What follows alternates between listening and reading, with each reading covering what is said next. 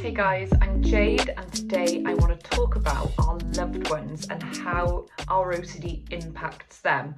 I want to start this by saying I'm not saying that to reduce and make out like our suffering is not big, but something I've been reflecting on this week actually is the impact that my OCD had on my loved ones and just how much I was suffering, leading to me thinking that their emotions and how they felt about it all wasn't valid. And now that I understand how it all led to my husband having a really difficult time as a result of particularly my ROCD, I feel like it can be used as a motivator to help us in stopping compulsions, in dragging people into things where we know that we shouldn't be asking for reassurance or doing compulsions. So I just want to talk to you about how my OCD affected my loved ones, and then I can, illustrate this with a few examples, and we can talk about how that can motivate you to get on with making changes. So obviously it goes without saying that our suffering for our OCD, for our own OCD, not our OCD, is going to be worse in general terms than it is for them. So we're in a war in our brain. We can't see straight, we can't think straight. It's harrowing, it's difficult. But I'm just trying to say that also they're having struggles and just help us to see this. So the first one was I suffered with extreme retroactive jealousy in our OCD, and it ravaged our relationship for quite a while. And recently I asked my husband, how did that make you feel? I was like, whoa, I've never asked him that. I've never asked him, how did he feel? And he said, it still terrifies me. And I was like, what? He said, we're great, we get on, everything's brilliant and we have so much fun, but I've always got in the back of my mind, when is she going to turn? When is she going to get that glassy-eyed look and accuse me of something? Because in the past, a few years ago, everything would be great, we'd be having a great day, and then a memory would come in, I'd go through his phone, I'd find some kind of evidence I'd found, and I would go silent for hours and hours and hours, ruminating, and then I would just hit him with it. You've done this, I can't believe you could do this to me. And then we would just it was just really awful, and it was on a cycle.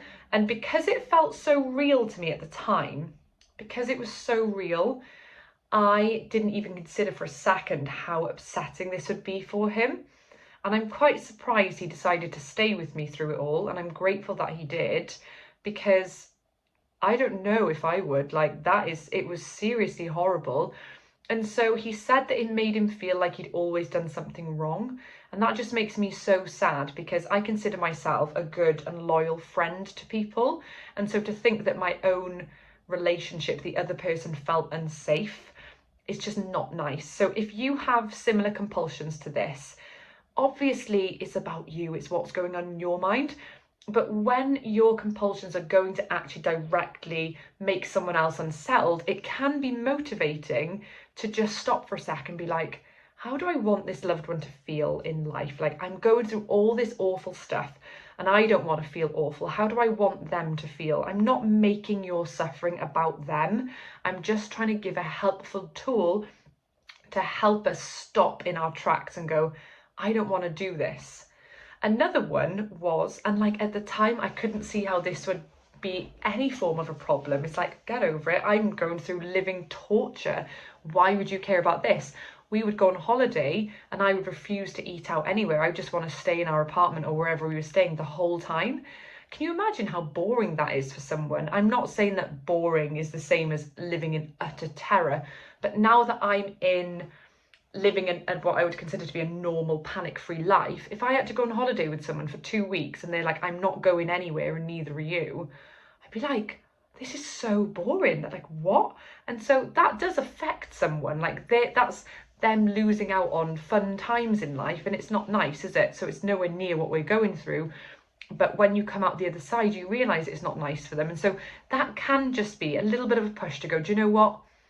I'm having such a bad time right now. In your head, you can think, I'm having such a bad time, but I I really want this other person to have a nice time. So even if it's going to be absolutely rubbish for me, obviously it's the right thing for me to go and face my fear and go out for a meal, even though I desperately am anxious and don't want to. I'm going to do it just so that it's nice for them.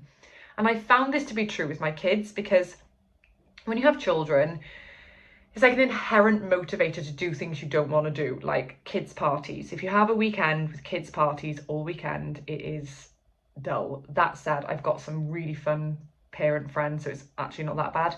But you do things that are rubbish for you because you love these kids and you want them to have a laugh. Like, I went to Peppa Pig World for 3 days. Do I want to do that? It was all right, actually, but it's for the kids. Like, they're having joy, they're having fun, and it's kind of the same. And I just think this is a really nice strategy to pull us out of our brain and go, yeah, I don't want to do that stuff, but everyone around me would want to do this. Now, I'm not saying this to like put your needs aside and do what other people want, but inherently it is good for us to face our fears. So you're never going to get to a place where you want to do things that scare you and you're desperate to get out there and do something terrifying.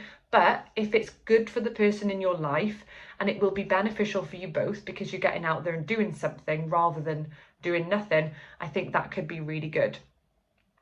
The other one is control. Like, OCD, people with OCD, especially me, we have a tendency for control, rigidity. I don't mean like coercive control, like a manipulating, aggressive relationship. I mean control in terms of everything's laid out, everything's going to go to plan, everything's exactly planned out. And actually, something I've had to work on just as a personality, as a person after recovery, is loosening up a bit, realizing that not everyone wants everything highly process driven. Like, sometimes you've got to go with the flow. So I would have a tendency to be like, okay, gang, to my family, what's the plan today? We need to be at this place by this time, which means this, this, and this needs to happen first. So I'm on it with that. Are you on it with this? Okay, you guys get this done. And then later on the way back, we've got to do this, because otherwise the knock-on effect is that. And like, admittedly, a lot of it, like, it does need to get done. But at times my husband would be like, just chill, just go with the flow today. Like, we don't need to get anything done. And I'd be like, we actually do. But living like that is really just not fun, is it? Like, living like that every single day. I'm like taking a deep breath out thinking about it now. Chill, just chill out. It's not natural for me to do that. But the people around me were finding it stressful. People don't want to have everything planned. If I go away with my best friends and I'm like, schedule for like everything we're going to do and everything we're going to see, and yeah, but that place closed at this time and we can't eat there because there's a really good dinner waiting for us there and we won't be hungry. If we eat the lunch at 2, then we won't want the dinner at 6, and we really need to be hungry for that dinner. So what? And so learning to reduce our rigidity. So whatever it is, maybe you're rigid about something to do with contamination and it's affecting your loved ones. Maybe your compulsions have spilled out into your children or your partners, making them wash their hands more or making them carry out compulsions on your behalf.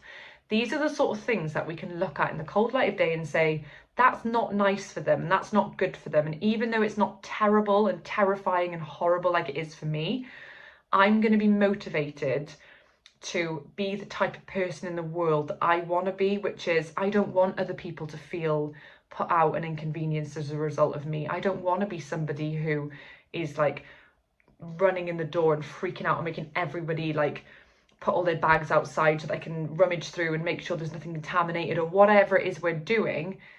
Whilst it's not as terrifying for them, it's still unsettling. And I've seen that now that I'm better. I've seen that it's unsettling and it's not nice. And I think that sometimes our brain makes us so inward looking that I just want to be a person to you to say, we need to look out a little bit more and get out of our head and just really assess, what am I doing that's affecting others? And I don't mean, I'm really conscious that this might sound like minimizing what you're going through.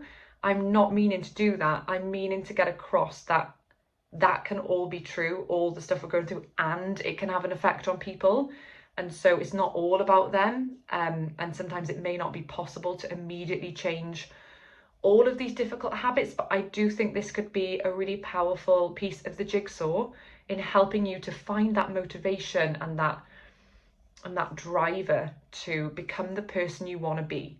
You know, do you want to be the person who stops the family from going on holiday?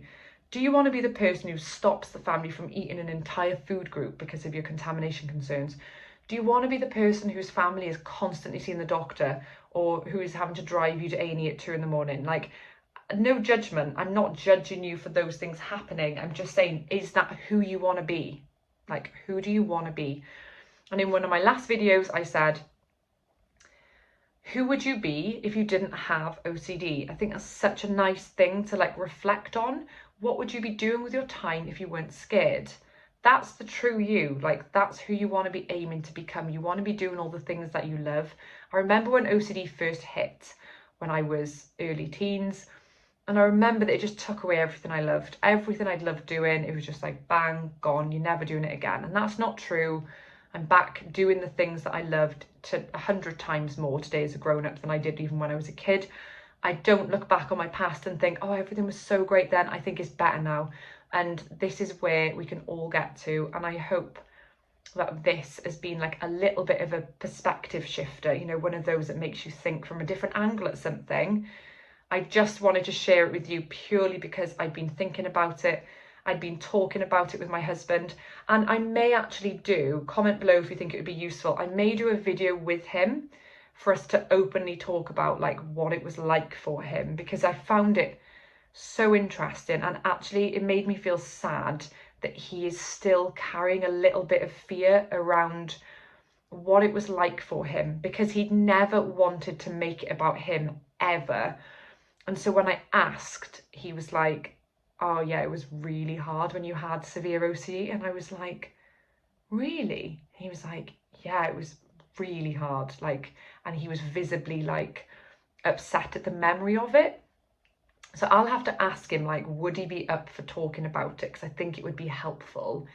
It's certainly been eye-opening for me to see the effect. And now, in a non-perfectionist way, I'm working on the building blocks to like make him feel safe again, that that person is gone, and that, you know, I'm at peace with myself, that even if traits of that person come back in, I'm aware of them and I'm like figuring out ways for the impact on him to be minimal. Like, an example is, I'm not gonna fester for hours and hours if I'm worried about something. I'd either just completely leave it alone, which is the best thing to do, or I would just say, look, this has happened, and not have this horrible situation. Look, I don't think any of that stuff will ever come back as it did in the past, but I've also reassured him that even if it did, my approach to how I handle it has changed forever, because this new insight into like what it's like to be recovered, the impact it had on him, has just shifted everything for me.